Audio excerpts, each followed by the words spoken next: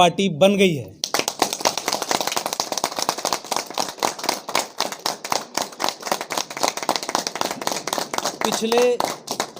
पिछले 6-7 वर्षों से एकजुट जम्मू का जो संघर्ष रहा, जम्मू की पॉलिटिकल एम्पावरमेंट के लिए, जम्मू की लिबरेशन के लिए, आज वो समय पहुंच चुका है, आज वो टाइम आ चुका है जिस दिन एकजुट जम्मू संभाग के 10 जिलों में अपनी ऑर्गेनाइजेशनल एक्सपेंशन करके एक पॉलिटिकल पार्टी, जम्मू की पहली वैचारिक आइडियोलॉजिकल इंडिजिनस पॉलिटिकल पार्टी बनने की क्षमता पा चुकी है। पिछले 2-3 महीने से इलेक्शन कमीशन ऑफ इंडिया के साथ रजिस्ट्रेशन का प्रोसेस एकजुट जम्मू का चल रहा था। उस प्रोसेस को पूरा करने में आज हम सफल हो गए हैं। मैं अपने वक्तव्य में, शुरू के वक्तव्य में अधिक डिटेल्स के बारे में खुद बात नहीं करूंगा, अपनी टीम को भी इंट्रोड्यूस करूंगा और एकजुट जम्मू का कॉन्स्टिट्यूशन, संविधान एज अ पॉलिटिकल पार्टी आपके सामने अनवेल करने के साथ साथ अपने सहयोगियों से यह भी कहूंगा कि एकजुट जम्मू का जो विजन डॉक्यूमेंट है कि जम्मू कश्मीर में पावर सेक्टर्स में क्या रिफॉर्म्स होने हैं, जम्मू कश्मीर में एडमिनिस्ट्रेटिव लेवल पे क्या रिफॉर्म्स होने हैं, एग्रीकल्चर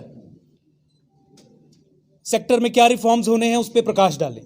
इसके अलावा हेल्थ, एजुकेशन और जो जितने भी सेक्टर्स सरकार से संबंधित हैं, पॉलिटिक्स से, राजनीति से संबंधित हैं, उसके ऊपर एकजुट जम्मू के विचार भी आपके सामने पेश करेंगे। मैं निवेदन करूंगा अपने सहयोगियों से कि सब खड़े होकर सबसे पहले जो संविधान, जो इलेक्शन कमीशन ऑफ इंडिया के सामने हमने दिया है रजिस्ट्रेशन के लिए, उसे वो अनवेल करवाएं।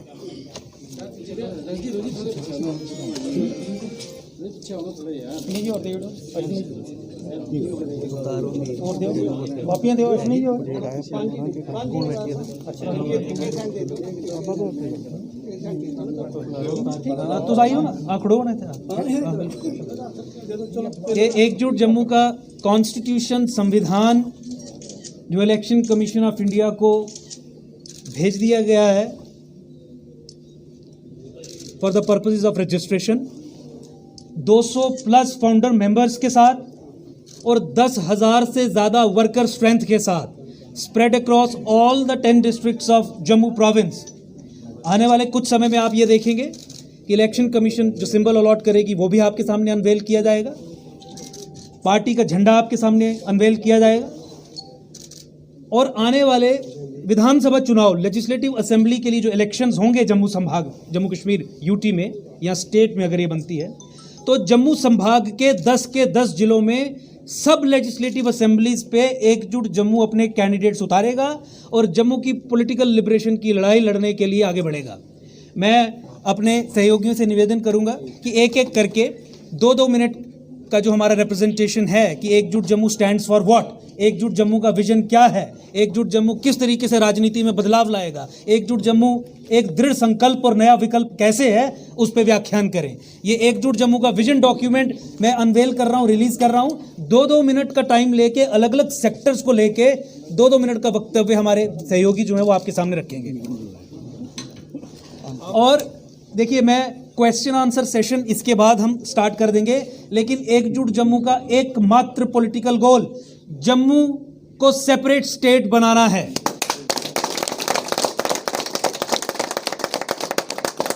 कश्मीर को हटा के जम्मू को सेपरेट स्टेट बनाना ही एकमात्र विकल्प है जम्मू संभाग के सामने, ताकि उसकी पॉलिटिकल एम्पावरमेंट हो। और एकजुट जम्मू इसी पॉलिटिकल गोल के साथ आज एक पॉलिटिकल पार्टी की शेप में आप सब लोगों के सामने आ रहा है। मैं अपने सहयोगियों से कहूँगा विजन डॉक्यूमेंट के कुछ चीज़ों पे वो रोशनी डालें। इसमें mainly agricultural policies and reforms, industrialisation for employment generation, development of tourism, culture and safeguarding the heritage, reforms in power sector, sports, youth affairs and services, reforms in education, and 7 steps of development expansion, which includes administrative reforms, political reforms, governance reforms. इनके ऊपर 2-2 minute का वक्तव्य मेरे सहयोगी आपके सामने रखेंगे। मैं निवेदन करता हूं जगमोहन जी से अपनी प्रेजेंटेशन दें।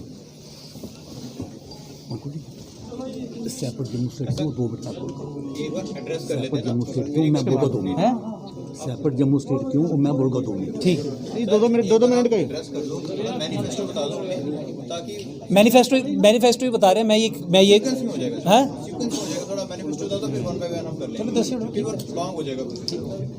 नहीं, मैं कह रहा हूँ 2 मिनट का ही। मेरी जगह पे ये बोल रहे हैं बस, जो ये कंक्लूड कर देंगे। जो कंक्लूड करेंगे, बस ज़्यादा समय नहीं लगेगा, 5 से 10 मिनट में सारा कंक्लूड हो जाएगा। मैं जगमोहन शर्मा जी से निवेदन करूंगा कि वो कृपया करके, Jagmohan Sharma ji power sector agriculture पे ये बोलेंगे, प्लीज़। सबका स्वागत है। अंकुश शर्मा जी ने अभी एक बड़ा इम्पोर्टेंट जो चीज़ कही है वो ये है कि जम्मू को एक अलग स्टेट होना चाहिए। एक आप इधर आ जाओ। जम्मू को एक अलग स्टेट क्यों होना चाहिए? माइक इधर रखे हैं ना, आप इधर आ जाओ, इनकी रिकॉर्डिंग। हाँ,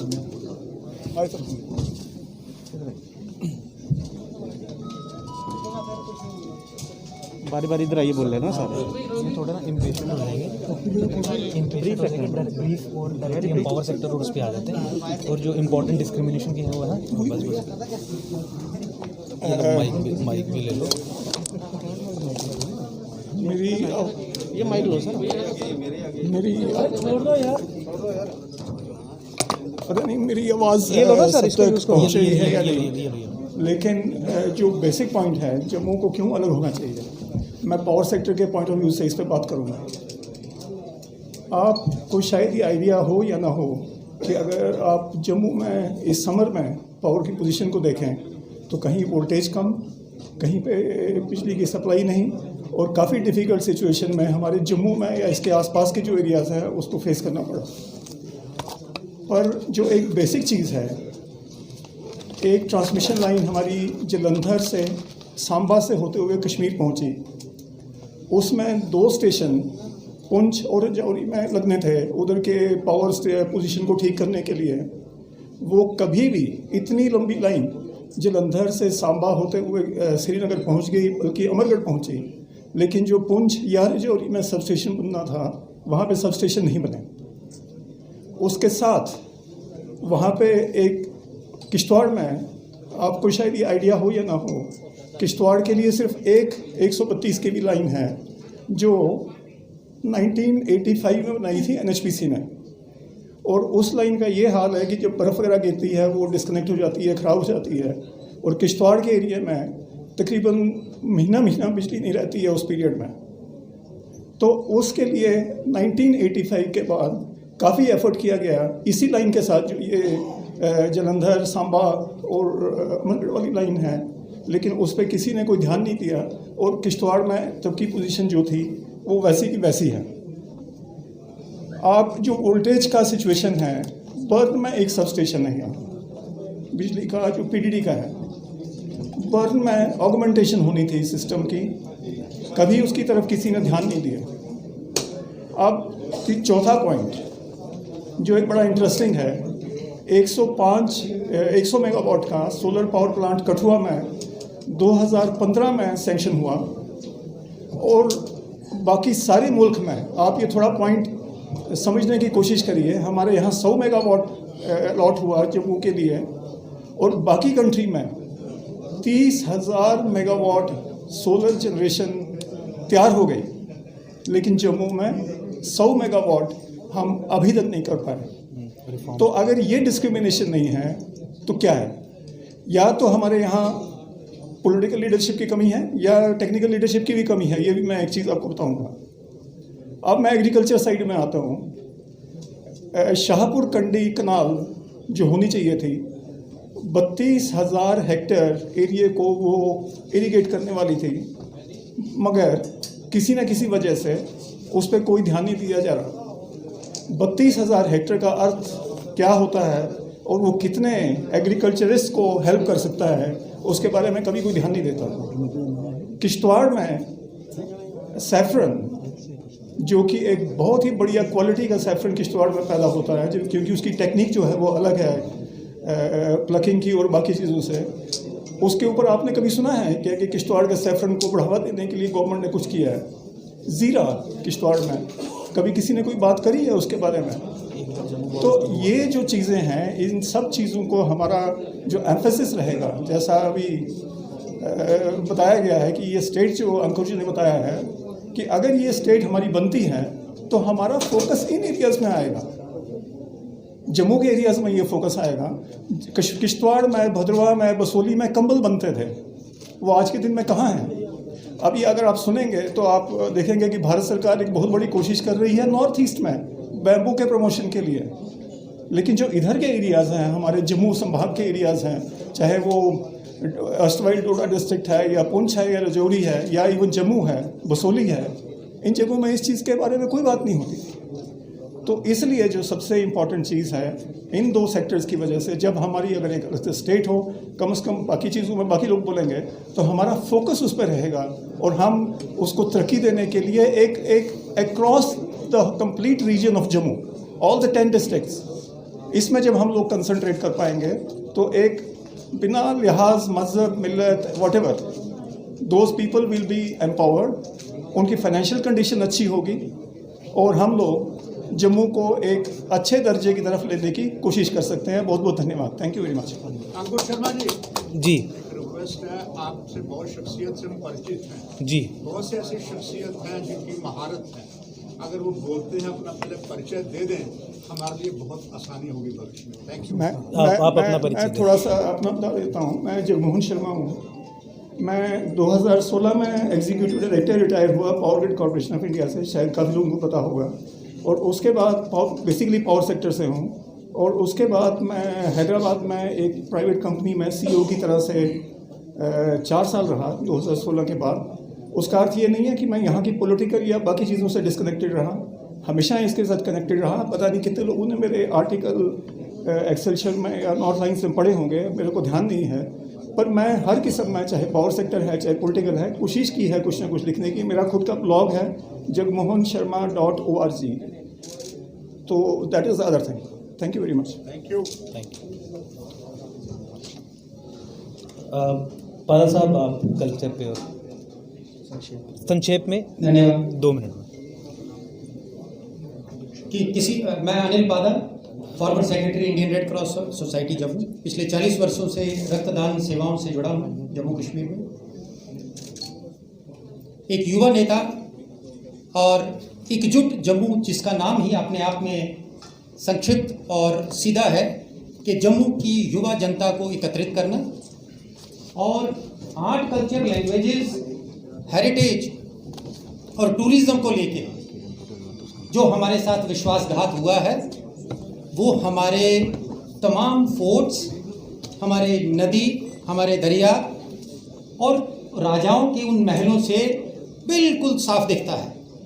मुबारक मंडी का महल हो या हमारे जो लेक्स हैं, पुंछ, रजौरी, सरुईसर, मानसर, इनके साथ जो भेदभाव हुआ है, आप देखिए कि 1200 करोड़ रुपया डल लेक, आपके 14 बच्चे हैं, 14 लेक्स हैं, आपने एक लेक के ऊपर 1200 करोड़ सिर्फ सफाई के लिए दिया।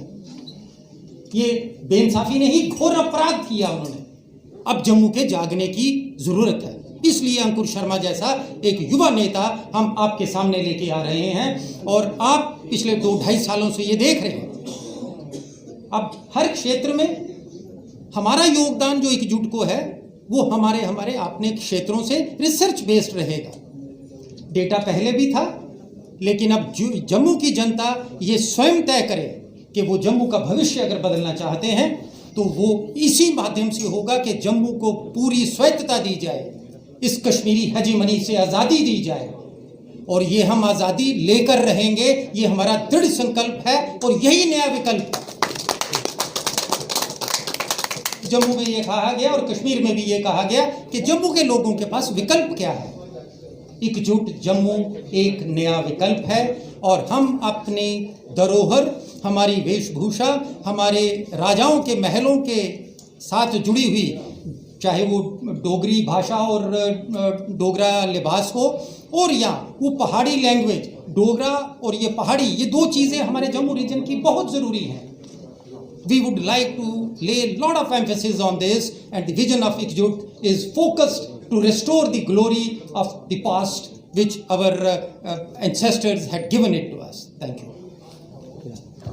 आप बोलिए। अपनी इंट्रोडक्शन ब्रीफ रखना बिल्कुल। जी नमस्कार, मेरा नाम किरण कुमार, मैं नेशनल यूथ अवार्डी हूँ और एट प्रेजेंटली जनरल सेक्रेटरी एकजुट जम्मू।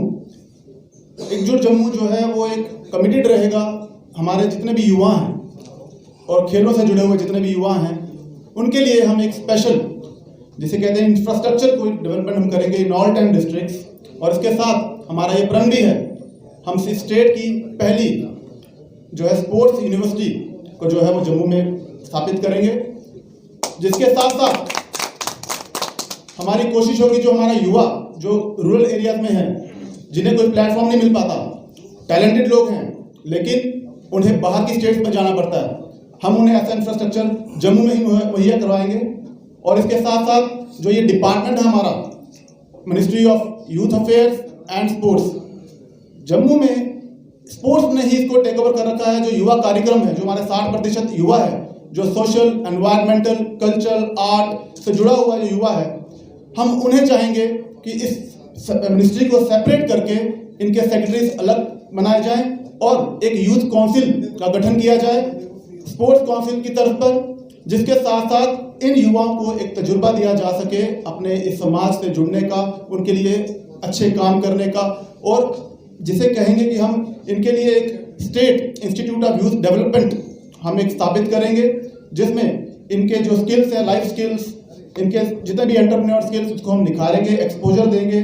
और इस साथ ही साथ हम ये भी कमिटेड करते हैं कि नेशनल और इंटरनेशनल गेम्स, क्योंकि अगर जम्मू संभाग अगर आप देखें तो उसमें पहाड़ी क्षेत्र भी है, प्लेन एरिया भी है, तो हम यहाँ पर विंटर गेम्स भी जो है वो करवा सकते हैं। और आपने देखा होगा यहाँ पर हॉकी स्टेडियम है, जिसमें कभी भी आज तक इंटरनेशनल कोई मैच नहीं हुआ।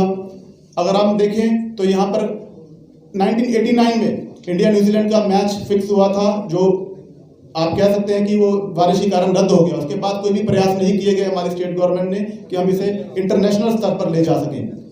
तो हम चाहेंगे जितने भी हमारे अवार्डीज हैं, स्पोर्ट्स अवार्डीज, जितने भी हमारे नेशनल यूथ अवार्डीज हैं, NSS अवार्डीज हैं, NYC वर्कर्स हैं, इनको हम जो है अब्जॉर्ब करेंगे इन मिनिस्ट्रीज में, इन डिपार्टमेंट्स में, ताकि इनका योगदान जो है हम इससे पूरी सपोर्ट ले सकें और आगे बढ़ सकें। धन्यवाद।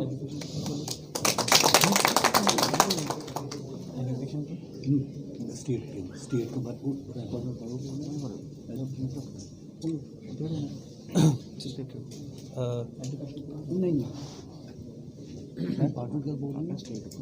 ठीक है, वो तो क्वेश्चन आंसर सेशंस में भी हो जाएगा, वो जो क्वेश्चन आंसर सेशन स्टार्ट हो जाएगा। देखिए, इंडस्ट्रियल सेक्टर में जम्मू कश्मीर में इंडस्ट्री को किस तरीके से प्रमोट करना ताकि अनएम्प्लॉयमेंट एड्रेस हो सके, उसके बारे में भी विशेष तौर से हमने अपना मॉडल बनाया है।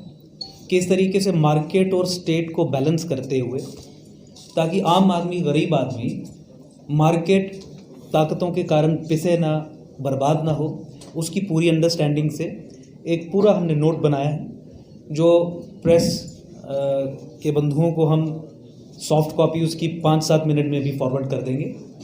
मुझे लगता है वो काफ़ी डिटेल में है, समय की कमी के कारण उस पर डिटेल में भी चर्चा कर पाना मुझे लगता है संभव नहीं होगा। और आप भी probably you are also clamoring for having a question answer session। Health और एजुकेशन, ये 2 सोशल सेक्टर्स हैं जिनमें इन्वेस्टमेंट्स की बहुत आवश्यकता है। हेल्थ के मामले में जम्मू कश्मीर एक बहुत पिछड़ी स्टेट है। आपके पास डिस्ट्रिक्ट लेवल पे हॉस्पिटल्स के नाम पे रेफरल हॉस्पिटल्स हैं। हेल्थ इंफ्रास्ट्रक्चर हमारा चरमराया हुआ है। लार्जर लेवल पे मैं आपको ये सुनिश्चित करना चाहता हूँ कि एकजुट जम्मू का प्रयास होगा कि बजटरी एलोकेशन, जीडीपी का अगर आज 2 से 3% हिस्सा केवल एजुकेशन और हेल्थ पे खर्च किया जा रहा है, तो उसे बढ़ा के 10%, 11%, 12% किया जाए, क्योंकि हेल्थ और एजुकेशन के सेक्टर में मैक्सिमम हमारे जो लोग हैं, हमारी जो जनता है, वो डायरेक्टली अफेक्टेड रहती है। और यही 2 ऐसी ज़रूरतें हैं जो पूरा होने के बाद आप एंटरप्रेन्योर भी बन सकते हो, जीवन में संघर्ष भी कर सकते हो। अगर इसकी स्टेट की तरफ से सिक्योरिटी और गारंटी आपको मिल जाए, तो मुझे लगता है कि कोई भी समाज जो है वो तरक्की के रास्ते पे चलता है। आपने यूनाइटेड स्टेट्स अगर आप देखें, यूके देखें, वहाँ पे जिस तरीके की सिक्योरिटी इन सेक्टर्स में सिक्योरिटी इनिशिएटिव सरकारों ने लिए और देश ने कैसे तरक्की की, वो आपके सामने है। मेरे ख्याल में हम डायरेक्टली अब क्वेश्चन आंसर सेशन की तरफ आएंगे। एक चीज़ मैं कह लूँ, देखिए एकजुट जम्मू आज पॉलिटिकल सेपरेट एकजुट जम्मू को एक पॉलिटिकल पार्टी सेपरेटली जम्मू संभाग से उभर के आना पड़ा। उसका मुख्य कारण मैं आपको सबसे पहले बता दूं, वो नंबर 1 ये है कि पिछले 70 साल से यूनियन ऑफ इंडिया, दिल्ली, केंद्र सरकार की नीति जम्मू कश्मीर को लेके ये रही कि जम्मू कश्मीर को हमें केवल और केवल कश्मीर के ज़रिए चलाना है, कश्मीर की पॉलिटिकल एम्पावरमेंट करके चलाना है, सत्ता का केंद्रीकरण कश्मीर में रख के चलाना है। 2014-15 में पूरे जम्मू संभाग को ये उम्मीद थी कि ये पॉलिसी चेंज होगी, रिवर्स होगी, लेकिन अनफॉर्चुनेटली वो 70 साल की नेहरूवियन पॉलिसी एक पैराडाइम बनने के कारण 2014 और 15 के बाद आज तक चलती रही। जम्मू इस पावर इक्वेशन में दिल्ली और कश्मीर के बीच में जो ये कॉन्ट्रैक्ट है, जम्मू एक्साइज आउट हो गया, जम्मू को सेकंड क्लास ट्रीटमेंट ही हमेशा दिया गया, जम्मू को हमेशा होस्टेज रखा गया और जम्मू को हमेशा एनस्लेव किया गया। आपको याद होगा रसाना केस में किस तरीके से यहाँ के लोग सीबीआई इंक्वायरी की डिमांड कर रहे थे, वो तक जम्मू संभाग को नहीं मिली। आपको याद होगा 2016 से 2018 के बीच स्वयं मैं सुप्रीम कोर्ट में गया और वहाँ पे गुहार लगाई सुप्रीम कोर्ट के सामने कि जम्मू कश्मीर में माइनॉरिटीज़ को माइनॉरिटी राइट्स मिलने चाहिए। वो कम्युनिटी जो माइनॉरिटी में है उसे माइनॉरिटी फंडामेंटल राइट्स मिलने चाहिए, जो कि जम्मू कश्मीर में 2020 होते होते 2018 में जजमेंट होने के बावजूद भी नहीं मिले। जम्मू संभाग में माइनॉरिटीज सबसे अधिक रहती हैं, अगर J&K एज ए होल आप कंसिडर कर लें तो जम्मू की एम्पावरमेंट भी तभी होनी थी अगर जम्मू में रह रही हिंदू, सिख, जैन, बौद्ध जो माइनॉरिटी कम्युनिटीज़ हैं धर्म के आधार पे, सेंसस में उनकी पॉपुलेशन के आंकड़ों के आधार पे उनको मिलता, लेकिन जम्मू की सोशल एम्पावरमेंट उस तरीके से भी नहीं की गई। और अंततः मैं ये कह दूँ फेहरिस्त बहुत लंबी है जम्मू के साथ डिस्क्रिमिनेशन की, गुलामी की, स्लेवरी की। अंततः फिर अगले 15 सालों तक जम्मू को गुलाम रखने के लिए एक बहुत ही जीनोसाइडल प्रोसेस इंट्रोड्यूस किया गया, डिलिमिटेशन सेंसस 2011 पे कंडक्ट करवाने का। ये सब जानते हैं कि 2011 के सेंसस के आधार पे अगर जम्मू कश्मीर में डिलिमिटेशन होगी तो सत्ता कश्मीर को मिलेगी, लेजिस्लेटिव असेंबली में सीट्स कश्मीर की अधिक होंगी, चीफ मिनिस्टर और जो कैबिनेट है ओवरवेलमिंगली कश्मीर की बनेगी। 2021 के आधार पे अगर डिलिमिटेशन होगी तो ये सब जानते हैं कि जम्मू से चीफ मिनिस्टर बनेगा, जम्मू की पॉलिटिकल एम्पावरमेंट होगी। लेकिन ये निर्णय लेके जो हम ये सोचते थे कि the state apparatus has been captured from within और ये बाय डिफ़ॉल्ट जम्मू के खिलाफ चल रहा है, इस निर्णय के बाद इस सच्चाई की पुष्टि भी हो गई।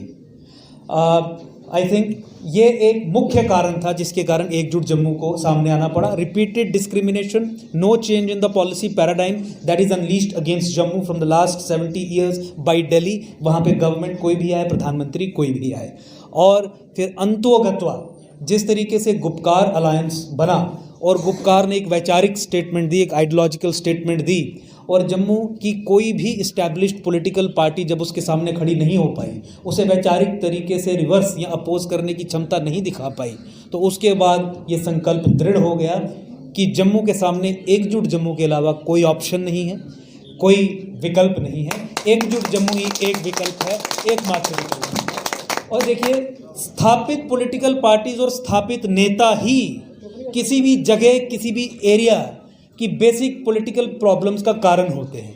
अगर हमें बदलाव चाहिए, अगर हमें चेंज चाहिए, तो नए चेहरे आने पड़ेंगे, नई पॉलिटिकल पार्टीज को जन्म लेना पड़ेगा।